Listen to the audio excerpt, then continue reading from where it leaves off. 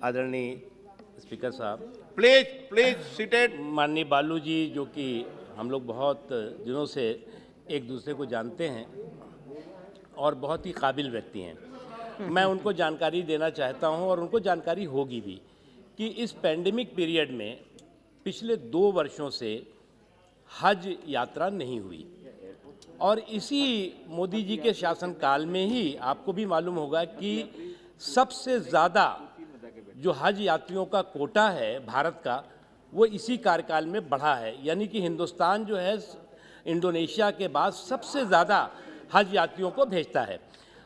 Pandemic period में क्योंकि 2 वर्षों से हज यात्रा नहीं हुई, इसको लेकर के कि इस वर्ष हम लोगों ने उम्मीद जगाई हुई है कि इस बार हज यात्रा हो। इस दृष्टि से तमाम जो वरिष्ठ अधिकारी हैं, तमाम जो एजेंसीज़ हैं, चाहे सिविल एविएशन हो, चाहे हेल्थ डिपार्टमेंट हो, चाहे होम डिपार्टमेंट हो, या और भी और जो जो सऊदी अरब की सरकार से संबंधित है, तो हमें हज यात्रा करने के लिए हमें सऊदी अरब जाना है और इसलिए जो भी प्रोटोकॉल है उनकी सरकार का और उस देश का, उसे हमें पालन करना ही होगा।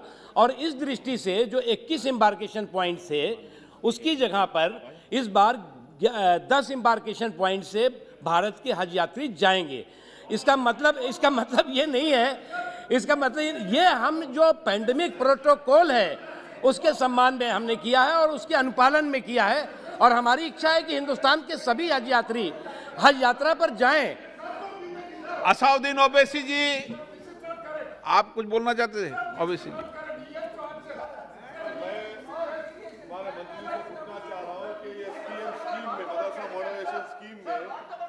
इन्होंने कहा कि 520 करोड़ रुपए दिए यूपी में। सर, यूपी में आपने अब तक 5 साल में कितने पैसे दिए और इस साल का देने का कितना पैसा देंगे वो मदरसा मॉडल स्कीम के साथ? 50,000 टीचरों को तनख्वाह नहीं मिली। मंत्री जी जवाब दीजिए इसका।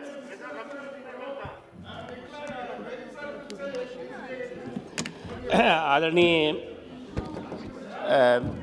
ओवैसी साहब, आपने इस संबंध में एक चिट्ठी भी लिखी थी और इस संबंध में आपका पत्र भी आया। मदरसों में और इसके अलावा जितने भी शैक्षणिक संस्थान हैं, उनमें अलग अलग जो हमारे केंद्र सरकार के और राज्य सरकारों के भी एजुकेशनल एम्पावरमेंट की स्कीम्स हैं, उसके तहत लोगों का एजुकेशनल एम्पावरमेंट हो, इसके लिए हम काम कर रहे हैं। जहाँ तक सवाल है मदरसों का, अलग अलग मदरसों के बारे में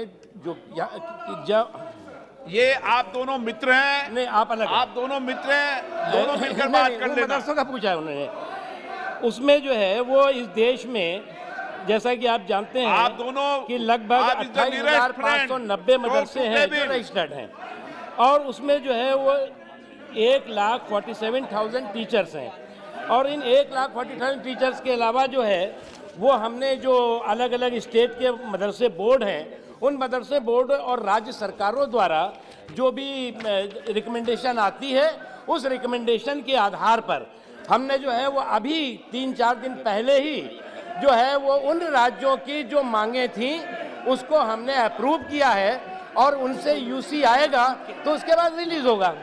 थैंक यू। आप दोनों मित्र हैं, बालू जी और आप दोनों मित्र हैं। आपको मंत्री जी बुला रहे हैं आपके चेंबर में, आपको बैठकर बात कर लेंगे। सिविल एविएशन मिनिस्टर भी साथ में रहेंगे और इस समस्या का सॉल्यूशन कर लेंगे। मैंने रास्ता बढ़ा दिया। आपके साथ माननीय मंत्री जी बैठ रहे हैं, सिविल एविएशन मिनिस्टर बैठ रहे हैं, दोनों बैठकर बात करना चाहते हैं। सिविल एविएशन मिनिस्टर एंड मंत्री जी, दोनों मंत्री जी बैठकर आपसे चर्चा कर रहे हैं आपके चेंबर में और समस्या का सॉल्यूशन करेंगे। ओके? नो, मैंने सॉल्यूशन निकाल दिया है। मैं हर चीज का समस्या का समाधान करता हूं यहां पर बैठकर। आपको बता दिया है कि सिविल एविएशन मिनिस्टर, अल्पसंख्यक मंत्रालय, दोनों मिनिस्टर बैठकर आपसे चर्चा करेंगे, बातचीत करेंगे और समस्या का जो भी बेहतरीन समाधान होगा, कोविड पालना करते हुए उसका समाधान करेंगे। That's all.